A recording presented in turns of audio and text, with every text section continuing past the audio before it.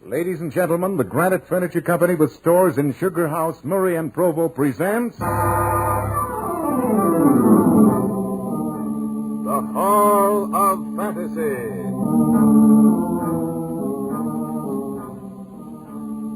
Welcome to the Hall of Fantasy. Welcome to the series of radio dramas dedicated to the supernatural, the unusual, and the unknown. Come with me, my friends. We shall descend to the world of the unknown and forbidden, down to the depths where the veil of time is lifted and the supernatural reigns as king. Come with me and listen to the tale of Man-Size in Marble. The Granite Furniture Company brings you the Hall of Fantasy. Listen now to original tales of the imagination and some of the classics of the supernatural as we take you down the corridors of the Hall of Fantasy to the mysterious realms of the unknown. These are stories of eerie and fantastic thrills, brought to you by your friends at the Granite Furniture Stores.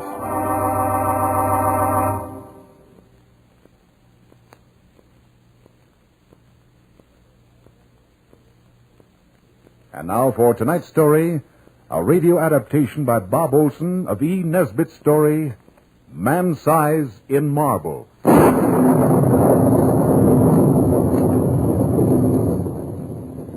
The villagers called it a delusion. That explanation gave them some comfort. Since it will give you comfort also, I'll say no more about it, except that it's difficult to understand how hallucinations can commit murder. Ours was one of those marriages on a dime. I'd been doing a bit of painting in those days and never knew what it was to have the money I really needed.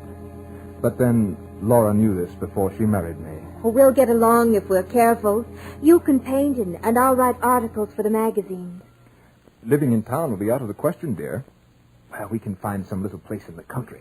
As long as it's picturesque and sanitary. It doesn't matter where it is.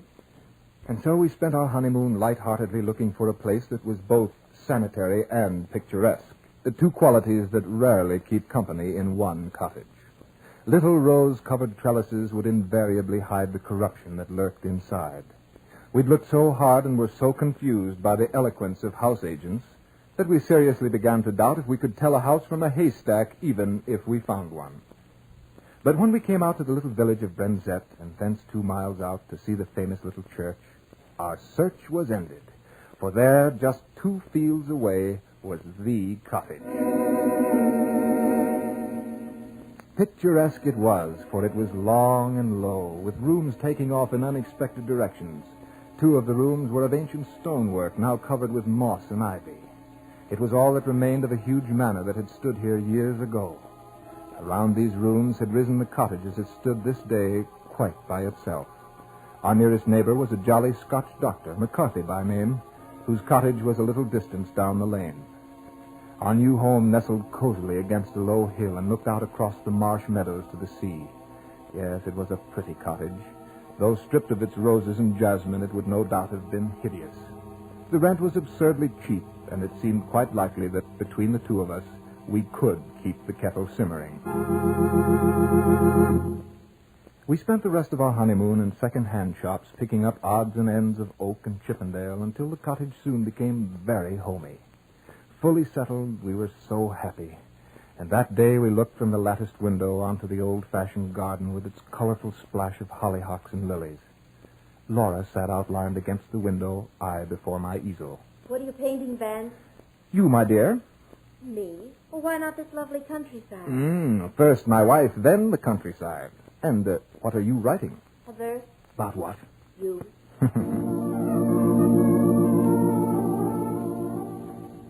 It was a gay life, the sort that only the quite humble or the very rich could enjoy. Our fortune was added to when we found Mrs. Dorman, a tall peasant woman with a good face and figure to keep house for us. Laura was delighted with her, for Mrs. Dorman was full of stories of the past, stories of the smugglers and highwaymen who dominated this part of England, cutting purses and throats with equal zest. Better still were her stories about the things that walked and the sights that one met of a starry night. They gave Laura a good deal of material for her articles. Old wives' tales, I called them. 3 months passed quickly. We hadn't had a single quarrel. That's why it startled me when on the return from a visit to Dr. McCarthy, Laura, who had always been so happy, rushed to my arms and buried her dark little head on my shoulder and wept. Laura, what is it? It's Mrs. Dorman. Well, what about Mrs. Dorman? She's leaving us. Leaving us? Well, what on earth for? She says that she must leave before the end of the month. She says that her niece is ill. But I don't believe her because, well, her niece has always been ill. She acted so queerly.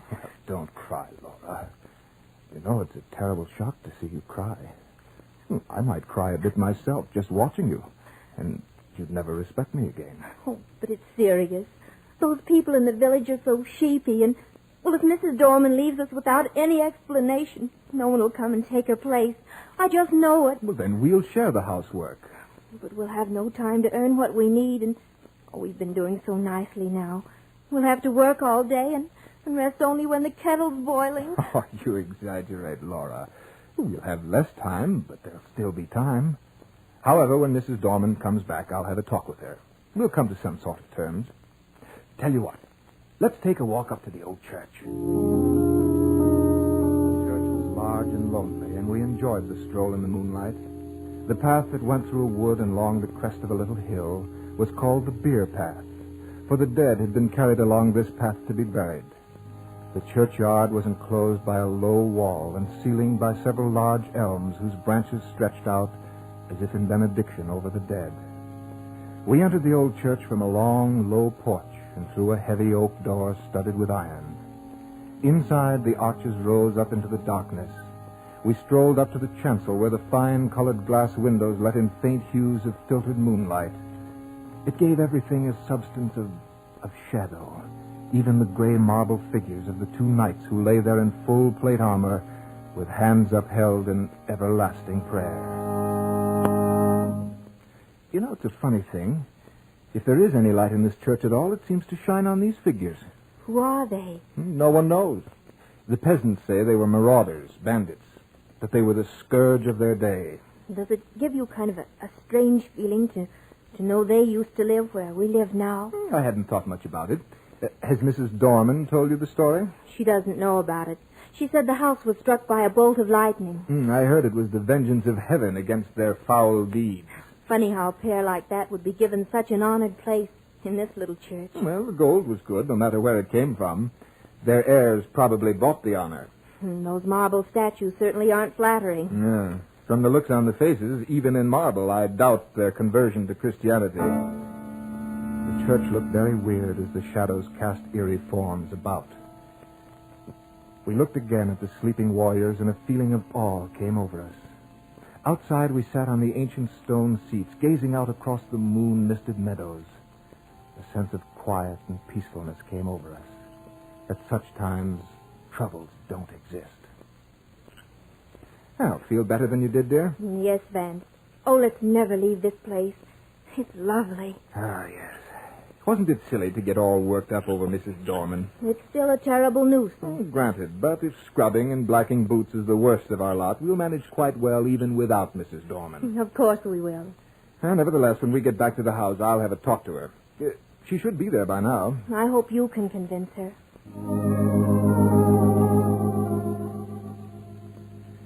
Mrs. Dorman, what's this I hear about your leaving? Well, I'd like to leave before the end of the month, sir. Well, aren't you happy here?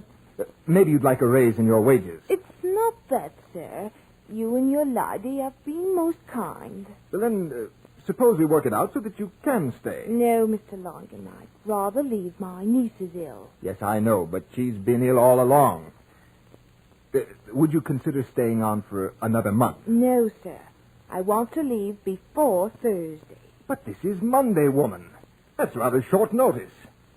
I'll tell you what, stay on until next week. Maybe I can come back next week. But why must you go this week? Well, speak up. It's this house, sir. This house? Well, what about it? They say that strange deeds was done here in olden times. In olden times? Oh, but this is now. What deeds do you mean? Well, don't worry, Mrs. Dorman. I'm not going to laugh at you. Well, sir, Have you seen them two shapes beside the altar in the church? You mean the effigies of the knights in armor? I mean them two bodies drawed out man-size in marble. A very graphic description, Mrs. Dorman, but what about the knights? In the village, they say that on All Saints' Eve, those bodies come to life. Those marble statues? They say that they rise up from their slabs and walks down the aisle in their marble. Then when the church clock strikes 11, they come out into the night and walks over the grave. But how do you suppose When the night has been wet, there was the marks of their feet along the beer path. Well, where do they go? Back to their home. Their home? But their home was... In this house. Well, did anyone ever see this happen? I ain't saying. All I know is what I know. Who was living here last year? No one, sir. The lady who owned the house spent the summer here, but she always went up to London a good month before the night. And so you think you must go? Yes, sir. My niece is ill. Oh, your niece... Oh, very well, Mrs. Dorman. Go if you think you must. But don't say anything about this to Mrs. Langham. Must you go, Mrs. Dorman? Yes, ma'am. This is Thursday. I can't stay no longer. It's going to put quite a load on us. Don't try to do too much, Mrs. Langham. If there's anything I can do next week, well, I won't mind in the least. Thank you. Oh, but we'll try to manage. And whatever you do, lock the door early tomorrow night and make the sign of the cross over it. What do you mean? That's Mrs. Dorman's little Halloween joke, dear. It's no joke. And if you ask me... Goodbye, Mrs. Dorman. Goodbye. And don't forget what I said. What did she mean, then? Nothing, dear. Mrs. Dorman is just a superstitious old biddy, that's all. I would have looked forward to Friday a much happier man if I could have believed what I had just told Laura. But Friday came, the day before All Saints' Eve, the day this story ends. In fact, the day that gave this story its horrible substance.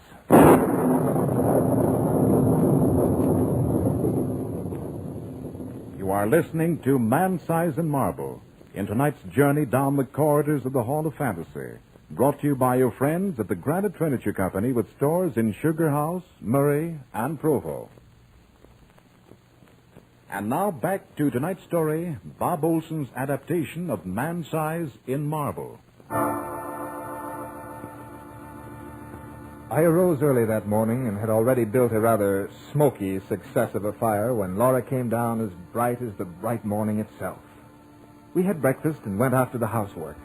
When the brushes and pails were silent at last, we set up and pails were silent at last, we set up and pails were silent at last, and spent one of the merriest days since our wedding. That afternoon we took a long walk, completely happy, and Laura sweeter than ever. I decided that housework was good for her. We watched the deep flame of sunset as it slowly faded to a dull gray, and then walked back to the cottage hand in hand without a word. Once inside, we sat in the parlor and seemed to settle into a deep silence. I thought it was a happy silence, and what I asked Laura had no particular significance at the time. You seem sad, Laura. I was surprised at her answer. Yes, I don't think I feel quite well. I've had the shivers, and it isn't cold, is it? No, unless it's one of those nasty mists that creep up from the marsh. There is no mist, dear. Doesn't seem to be at that. No mist. In that case, darling, you're not entitled to a chill. Sorry. Vance. Mm-hmm. Do you ever have a presentiment of evil? Don't believe in them. I do. When my father died, he was away in North Scotland.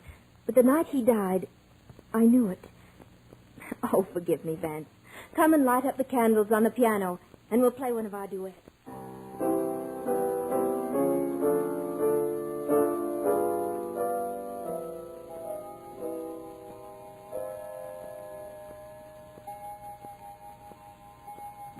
Hmm. 10 o'clock already. Light up your pipe if you like, Vance. I don't mind. I think I'll take it outside. May I come too? No, dear. You're much too tired. I shan't be long. You get to bed or you'll be ill. You're taking good care of me, darling. Have to. Can't do all this housework by myself, you know. Then give me a kiss. That will be a pleasure. Let me go with you. You get some rest. Vance, Yes? we've been very happy today, haven't we? Even happier than usual, sweetheart. You won't be gone long, will you? No, dear. Not long. I stepped out, leaving the door unlatched, for I expected to be back shortly. The night was magnificent. Huge masses of cloud, dark and heavy, seemed to clasp hands and reach from horizon to horizon. Through this flowing stream of clouds moved the moon, like a dolphin diving in and out of an endless succession of waves. The treetops swayed like a metronome to the gentle swing of the clouds. There was the mystic glow on the earth that comes from the blend of dew and moonlight. I drank in the serene beauty of the night. There wasn't a hint of emotion about. Not even a leaf stirred. The wind was high up, busy herding the clouds. Across the meadow, I saw the church tower standing out black against the sky. I suddenly thought of the 3 happy months I'd known here with Laura. Just then, the church sounded its bell.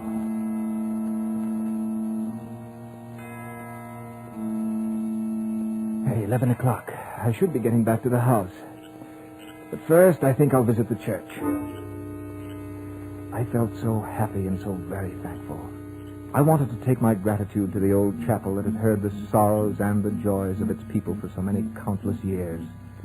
On my way, I passed our cottage and looked in the window where I saw Laura's dark little head silhouetted against the pale blue wall. She was very still. I decided not to disturb her. I turned down Beer Path. It was such a peaceful night that at first I was conscious of nothing. And then, suddenly, I became aware of a rustling sound that broke the stillness ever so gently.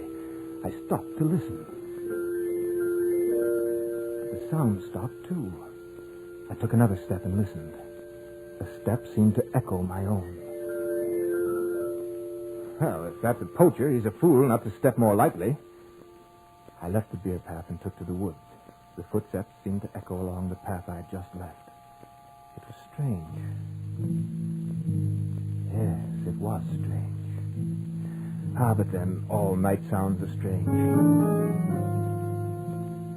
I passed through the corpse gate and walked among the graves to the low porch of the church. The door was open. Did I leave that open? I'd hate to have the damp get in and ruin those fine old fabrics. I went in and was halfway up the aisle when suddenly I remembered. That bell struck 11 o'clock. This is the very day, the very hour when the shapes drawn out man's size in marble begin to walk. Once I did remember, it came on me with a shiver. And I was ashamed. And so to make up for it, I walked boldly to the altar. I did that because I wanted to tell Mrs. Dorman how peacefully the shapes had slept through the ghastly hour. And so with my hands nonchalantly shoved into my pockets, I passed up the aisle. In the dim gray light, the other end of the church looked it looked larger than usual. The arches above the 2 tombs seemed to have grown too. At that moment, the moon came out from behind a cloud, and in the ghostly beams of light, I saw the reason.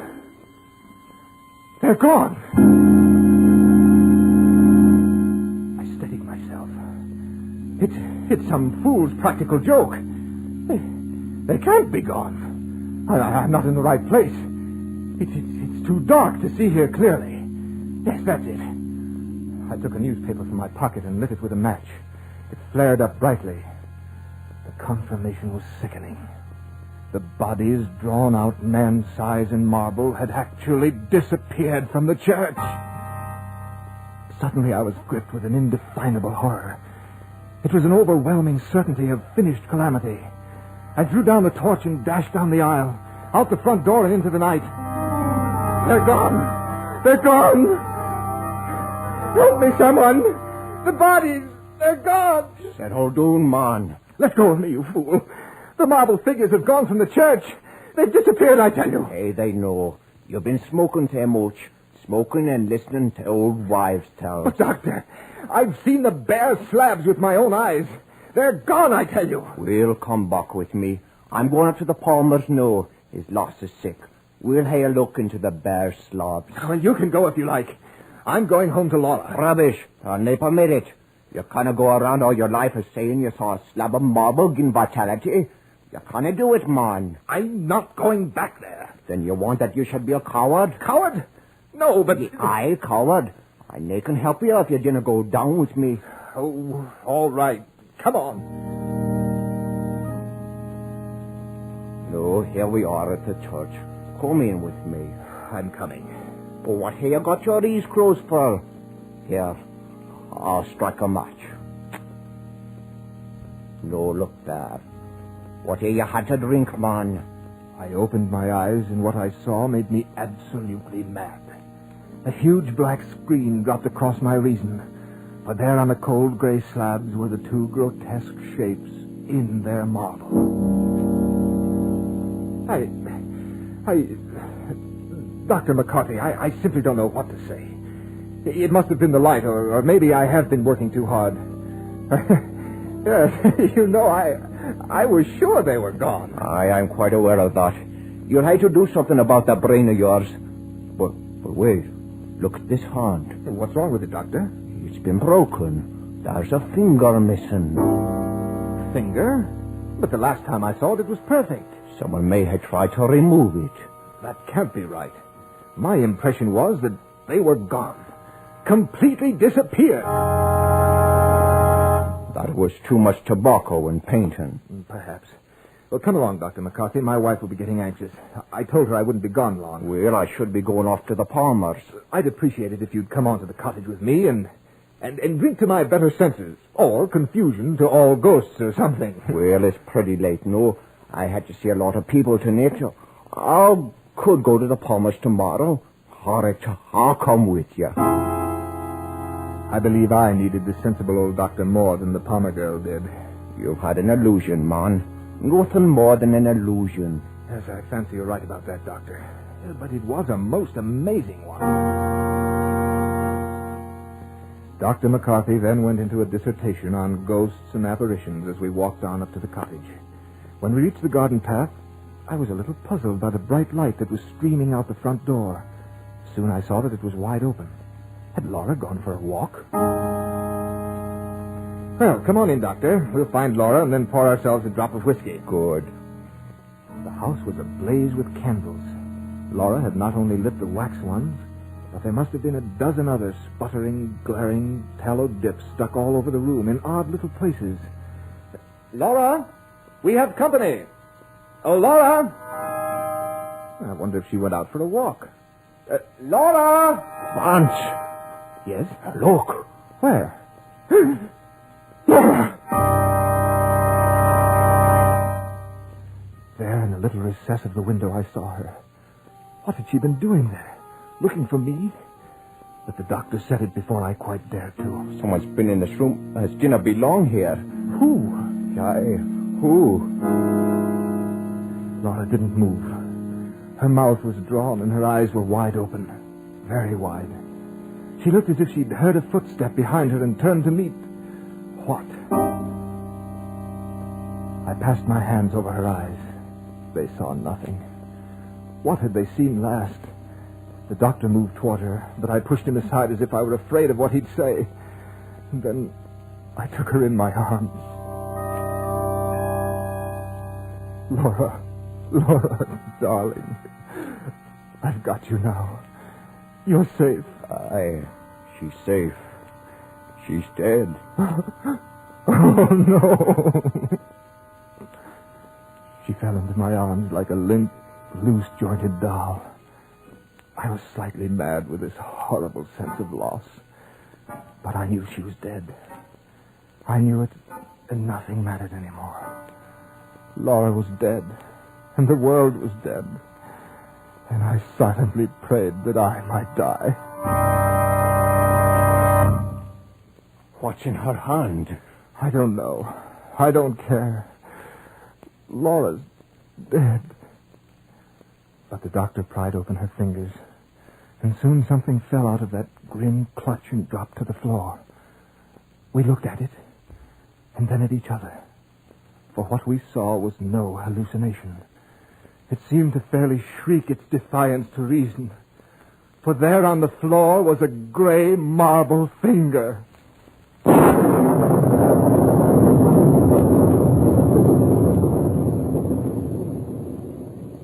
And so runs the tale of Man-Size in Marble.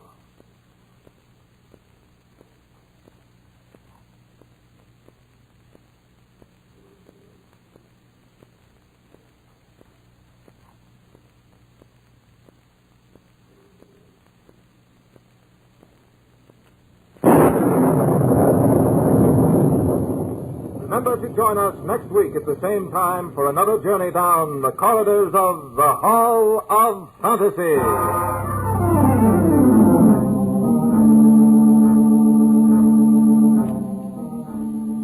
Tonight's story was adapted from the story by E. Nesbitt entitled Man-Size in Marble. Heard in tonight's program were Carl Greyson as Vance Langham, Beth Calder as Laura, Phyllis Perry as Mrs. Dorman, and Archie Hughley as Dr. McCarthy.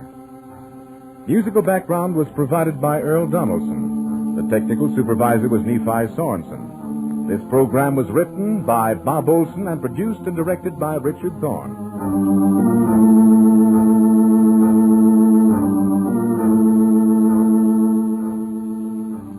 Remember, be with us again next Sunday night on Call at 8:30 p.m., when the Granite Furniture Stores in Sugar House, Murray, and Provo will take you on another journey down the corridors of the Hall of Fantasy.